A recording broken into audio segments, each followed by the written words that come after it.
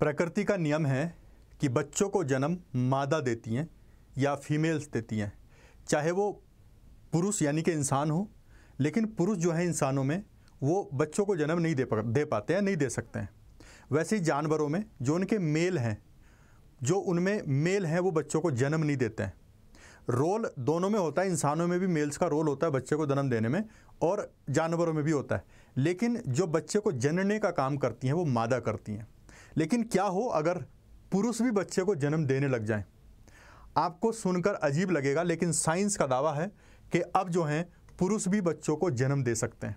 Yes, माएँ सिर्फ माता नहीं बनेंगी, यानी कि फीमेल नहीं बनेंगी, अब माँ जो बन सकती है, यानी कि बाप और माँ दोनों, एक मेल भी बन सकता है। तो अभी एक रिसर्च हुआ है, इस रिसर्च में जो साइंटिस्ट हैं उन्होंने 2 मेल चूहों से एक बच्चा पैदा किया है, या उन्होंने इसका दावा किया है। जो मेल सेल्स हैं उनसे एक फर्टिलिटी की है उन लोगों ने मेल चूहों से, और उसके बाद उन्होंने ये बोला है कि अब हम ऐसा पुरुषों में भी कर सकते हैं, इंसानों में भी कर सकते हैं। बिल्कुल इस न्यूज़ पे हम चर्चा करेंगे अभी। हाल ही में चीन के शोधकर्ता हैं, उन्होंने 2 नर चूहों के जीन सामग्री का उपयोग करके चूहे उत्पन्न किए हैं। भ्रूण स्टेम सेल इंजीनियरिंग तकनीक का इस सहारा उन्होंने लिया है।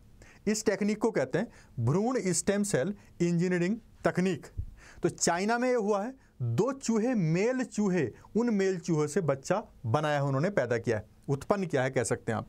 तो उसमें एक प्रोसेस होती है, उस प्रोसेस को फॉलो करते हुए उन्होंने ये पूरा किया है। अब कैसे वो इस चीज़ को मेल्स में, इंसानों में लेके आएंगे, कैसे वो इस चीज़ को इंसानों से डेवलप करेंगे, उस सब पर हम चर्चा करेंगे। क्या क्या टेक्निक है, क्या क्या तरीका है। उससे पहले आपके लिए गुड न्यूज़ है, अनअकैडमी आपके लिए CSET और GS का कोर्स लाया, क्रैश कोर्स 11,999 में मात्र 2025 जो देने वाले हैं उनके लिए क्रैश कोर्स है।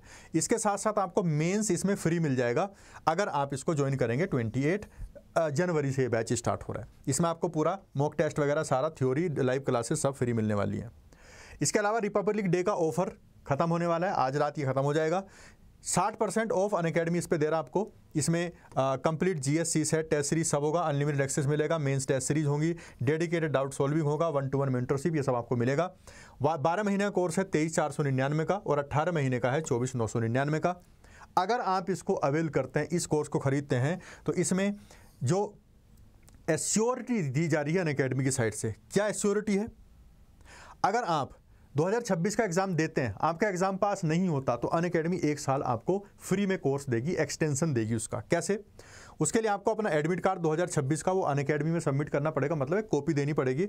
और जो कोर्स आप खरीदेंगे उसमें कम से कम 400 घंटे पढ़ा हुआ होना चाहिए, और जो आप कोर्स खरीदेंगे वो कम से कम 18 महीने का होना चाहिए या इससे ऊपर का होना चाहिए। और इसके बाद 25 लाइव टेस्ट आपके दिए होने चाहिए प्री, और 15 दिए होने चाहिए मेंस। इतना सब करने के बाद अगर आपका सिलेक्शन नहीं हुआ 2026 में, तो अनअकैडमी 1 साल का कोर्स आपको और बढ़ा देगी, एक्सटेंड कर देगी। इसके अलावा अलग अलग बैचेज चल रहे हैं। आरंभ है, ये आरंभ दोनों इंग्लिश मीडियम में है, ये इंग्लिश मीडियम में इग्नाइट बैच, ये हिंदी मीडियम में शिखर बैच। इसमें मैं भी मॉडर्न इंडियन हिस्ट्री पढ़ा रहा हूँ, शाम 6 बजे क्लास चलती है। अगर आप प्लस का कोर्स लेते हैं, शाम 6 बजे आप हिस्ट्री पढ़ने आ सकते हैं। तो ये सारे बैचेज आपके लिए चल रहे हैं। ये जो ऑफर आपको दिया गया है, ये ऑफर आपको मिलेगा, इसके लिए कोड इस्तेमाल करना पड़ेगा आपको, PAUPSC कोड इस्तेमाल करेंगे और ये ऑफर आपको मिल जाएगा 60% ऑफ का। इसके अलावा जो लिंक है आपको डिस्क्रिप्शन में दिया गया है, और डिस्क्रिप्शन में लिंक पर जैसे ही क्लिक करेंगे कोड आपको लगाया मिल जाएगा, वहाँ अलग से फिल आपको नहीं करना पड़ेगा। तो डिस्क्रिप्शन के थ्रू आप जा सकते हैं। अब बात करते हैं इस मुद्दे पर। ये पूरी दुनिया में एक नई चीज़ है, पूरी दुनिया के लिए एकदम नई चीज़ है, जो आज तक हमारा समाज, हमारी प्रकृति जो भी करती आई है, यानी कि सिर्फ महिलाएं ही बच्चों को जन्म देती हैं, फीमेल्स ही बच्चों को जन्म देती हैं। अब साइंटिस्ट दावा कर रहे हैं कि मेल्स भी बच्चों को जन्म दे सकते हैं। कैसे? ये स्टेम सेल टेक्निक है। इसमें जितने भी अब तक के प्रयास थे स्टेम सेल टेक्निक के, वो सब सफल नहीं हुए थे।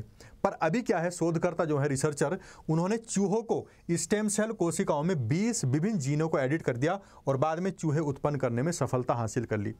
अंदर इंसानों के जीन को एडिट करके, यानी कि मेल चूहे में उन्होंने उनके 20 जीन को एडिट किया और फिर चूहा बना दिया उन्होंने, चूहे मेल से बच्चा पैदा कर दिया इस तरह से। तो अब उनका ये दावा है कि अगला हमारा जो टारगेट है उससे ये हो सकता है कि जो पुरुष हैं उनसे भी बच्चे पैदा किए जा सकते हैं। जैसे आपको पता होगा कि मेल सेम सेक्स मैरिज, जो मेल से शादी कर लेता है, अब वो बच्चे पैदा करने में सक्षम नहीं है, लेकिन चाइना के वैज्ञानिक कह रहे हैं कि अब इस तकनीक से वो दोनों मेल बच्चे पैदा कर सकते हैं। इस सफलता से जो लुप्त प्राय प्रजाति हैं उनको बचाने की संभावना बनी है।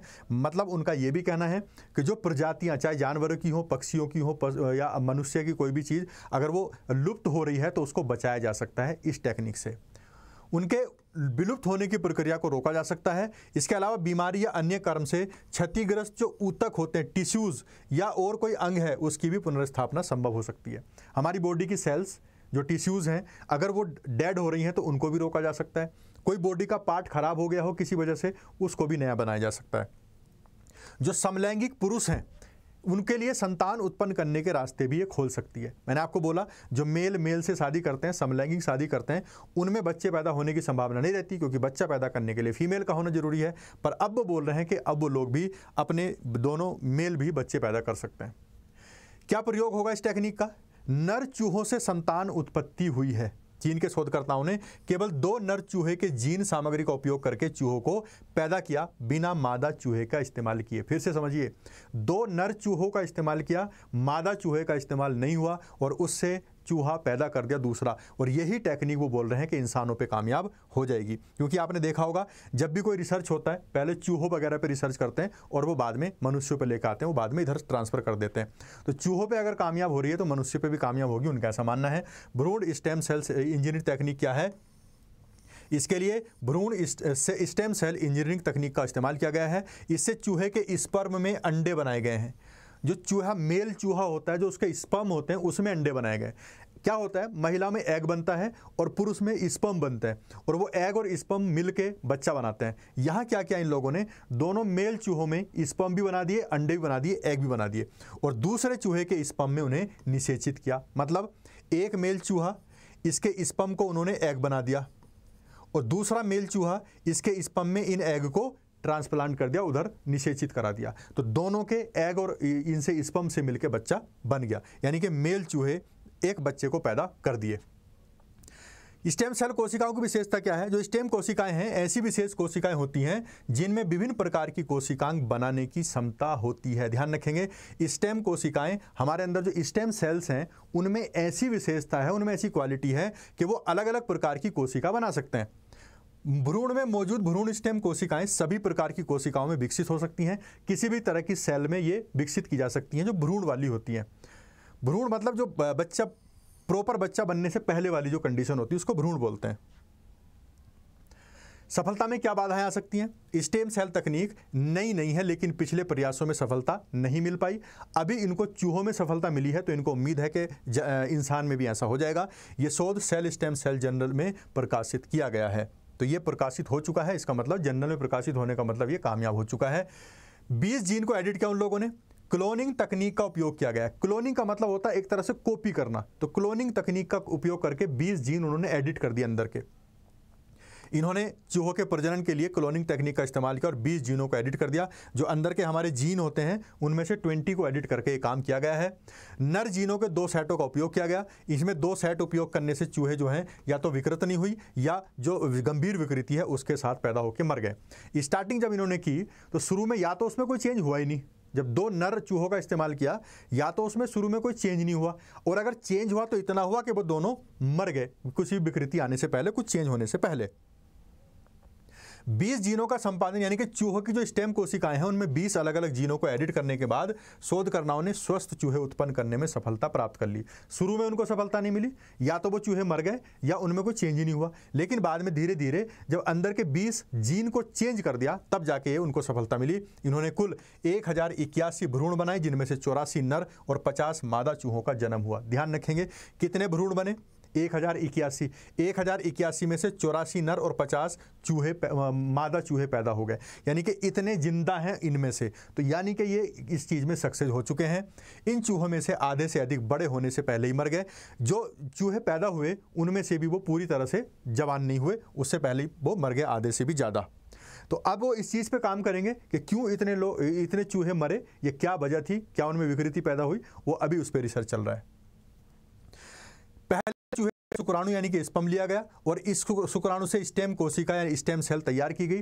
पहले एक मेल जो चूहा था उससे शुक्राणु लिए गए, स्पर्म लिए गए और उससे शुक्राणु से कोशिका, स्टेम कोशिका बनाई गई। क्योंकि ये स्टेम कोशिका बनाना इसलिए जरूरी था, किसी भी कोशिका में परिवर्तित हो जाता है। तो स्टेम सेल तैयार कर ली उसके शुक्राणु से और फिर इसको स्टेम कोशिकाओं के जीन में 20 बदलाव किए, यानी कि एडिट किया गया।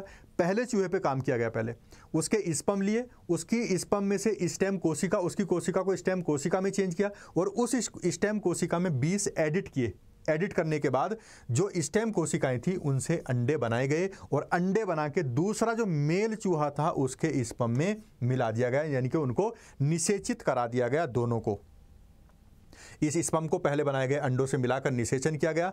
निषेचित भ्रूण को सैरोगेट चूहे के गर्भ में प्रत्यारोपित किया गया। जो सैरोगेट चूहा था उसके गर्भ में उसको डाल दिया। इस प्रक्रिया के परिणाम स्वरूप दोनों नर चूहे के संतान पैदा हो गई। तो दोनों नर चूहे थे, उनको हो गया संतान पैदा, बच्चा पैदा। भ्रूण स्टेम सेल इंजीनियरिंग एक अत्याधुनिक जैव चिकित्सा तकनीक है। ये काफ़ी मॉडर्न है। इसका उपयोग भ्रूण में मौजूद स्टेम कोशिकाओं का उपयोग करके अलग अलग प्रकार की कोशिकाओं और अंगों के निर्माण में के लिए किया जाता है। मतलब किसी का हो सकता है लीवर खराब हो जाए, किसी का हाथ खराब हो जाए, तो उसको वो डेवलप कर सकते हैं इस कोशिका, इस वाली तकनीक के, स्टेम कोशिकाओं के तकनीक के माध्यम से। इस तकनीक के माध्यम से वैज्ञानिक शरीर के विभिन्न अंगों और ऊतकों को एक और संशोधित करने में सक्षम होते हैं। ऊतक हो या अंग, उनको संशोधित किया जा सकता है, चेंज किया जा सकता है। क्या विशेषता है इनकी स्टेम कोशिकाओं की? भ्रूण स्टेम कोशिकांग विशेष कोशिकांग होती है जिनमें विभाजन और वृद्धि के दौरान नए प्रकार की कोशिकाओं में बदलने की क्षमता होती है। जो स्टेम कोशिकाएं हैं इसमें बदलाव हो सकता है। स्टेम सेल्स जो नॉर्मल सेल्स हैं उसमें बदलाव नहीं हो सकता, तो इसमें जीन एडिटिंग की जा सकती है। ये कोशिकाएं पूरे शरीर के विभिन्न ऊतकों और अंगों में विकसित हो सकती हैं, कहीं भी इसको विकसित किया जा सकता है।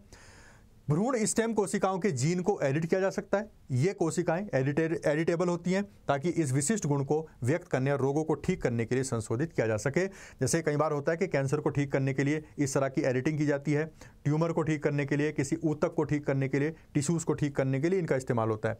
इसमें CRISPR जैसी जीन संपादन तकनीक का भी उपयोग किया जा सकता है।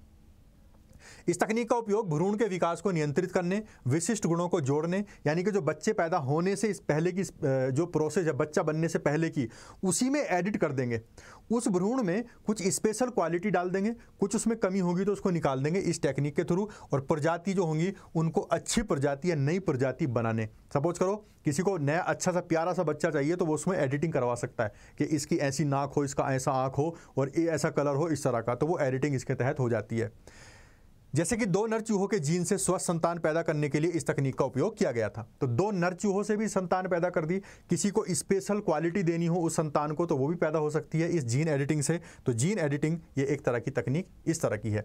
भ्रूण स्टेम कोशिकाओं का उपयोग भ्रूण में नया जीवन उत्पन्न करने के लिए किया जाता है। जो भ्रूण है, जो बच्चा बनने से पहले की प्रोसेस है, उसमें इसको नई चीज़ें डाली जा सकती हैं। ये कोशिकाएं अनुकूलित करके नए अंगों और ऊतकों के निर्माण में भी मदद कर सकती हैं। नए बॉडी पार्ट्स भी निर्माण हो जाएंगे, इससे टिश्यू भी निर्माण हो जाएंगे। जैसे सपोज करो किसी की नाक बच्चे की सपोज करो मोटी बन रही है तो उसको छोटी किया जा सकता है, इसमें एडिटिंग हो जाएगी। तो इस तरह से अपने मनपसंद के बच्चे मिल सकते हैं। तो जैसे प्यारा प्यारा सा चूहा है, इस तरह से बच्चे ये एडिटिंग वाले बनाए जा सकते हैं।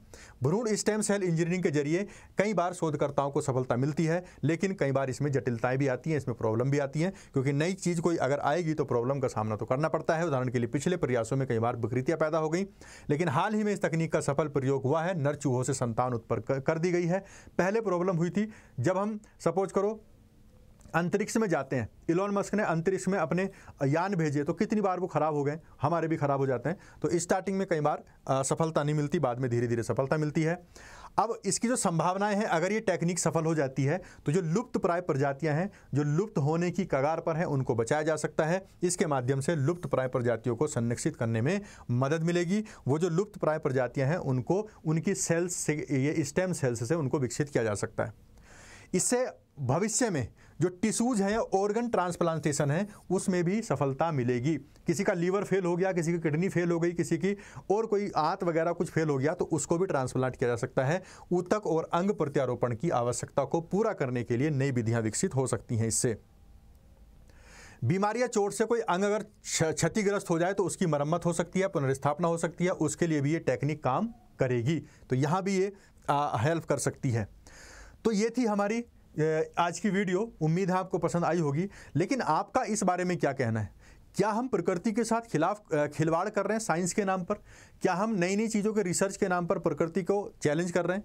क्या हम इसकी आड़ में कि हमारे अंग बन जाएंगे या लुप्त प्राय जो प्रजातियां हैं उनको संरक्षित किया जा सकता है, इसकी आड़ में हम कोई नया खेल तो नहीं खेल रहे हैं? हम प्रकृति के साथ फिर से खिलवाड़ तो नहीं कर रहे हैं? जैसे हमने पर्यावरण को प्रदूषित करके बड़ी बड़ी डेवलपमेंट के नाम पे प्रकृति का नाश कर दिया है, क्या हम इस तरह से भी तो कुछ धोखा नहीं दे रहे हैं प्रकृति को? आप अपना कमेंट जो है, अपनी राय जो है कमेंट सेक्शन में जरूर देना। आपकी राय का मुझे इंतजार रहेगा। तो आज के लिए इतना ही रखते हैं, मिलेंगे किसी नए इंटरेस्टिंग टॉपिक में। तब तक के लिए बाय, थैंक्स फॉर वॉचिंग।